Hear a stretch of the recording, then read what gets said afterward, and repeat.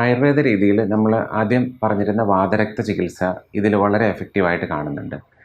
സ്ഥിരാഗ്രന്ഥികളായിട്ടാണ് നമ്മളിതിനെ ചികിത്സയ്ക്ക് മുമ്പായിട്ട് ഡയഗ്നോസ് ചെയ്യുന്നതെങ്കിൽ രക്തവാതത്തിൻ്റെ ചികിത്സയിൽ ഈ രോഗിയുടെ ലക്ഷണങ്ങൾക്ക് വളരെ ആശ്വാസം ലഭിക്കാറുണ്ട്. പൂർണ്ണമായിട്ട് മാറുന്ന ഒരു രോഗമായിട്ട് പറഞ്ഞുകൊണ്ടല്ല ഒരിക്കലും ഒരു വൈദ്യന് ഇതിന് ചികിത്സ ചെയ്യുക. ഇതിൽ വരുന്ന ലക്ഷണങ്ങളെ പൂർണ്ണമായിട്ട് മാറ്റിയെടുക്കാം എന്നുള്ള ഒരു ധാരണയിലാണ് നമ്മൾ ചികിത്സ നിർദ്ദേശിക്കുക.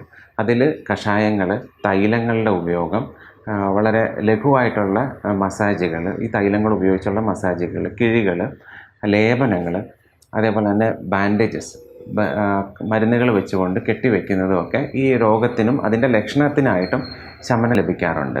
രക്തവാത ചികിത്സയിൽ മറ്റുള്ള ചികിത്സാവിധികൾ ആയുർവേദത്തിൽ പറയുന്നത് രക്തമോക്ഷം എന്നുള്ളതാണ്. അതിൽ തന്നെ ഏറ്റവും പ്രധാനം ദുഷിച്ച രക്തം എവിടെയെങ്കിലും കട്ടിപിടിച്ച് കിടക്കുന്നുണ്ടെങ്കിൽ അതിനെ എടുത്ത് ഏറ്റവും നല്ല രീതിയിൽ പുറത്തേക്ക് കളയാൻ സാധിക്കുക ജലോകാവചരണം എന്നൊരു ചികിത്സാവിധിയാണ്. പൊതുവെ അട്ടയിടുക എന്ന കോമൺ നെയിമിൽ പറയുന്ന ഈ ചികിത്സാവിധിയിലൂടെ ആ ചികിത്സാവിധി ചെയ്യുന്ന ഒപ്പം തന്നെ തുടർച്ച ആ ഒരു സമയം കൊണ്ട് തന്നെ പേഷ്യൻറ്റിന് കാലിൽ അനുഭവപ്പെടുന്ന ആ ഒരു പുകച്ചിലും നീറ്റലും ക്രമേണ ആ നീരും കുറഞ്ഞു വരും.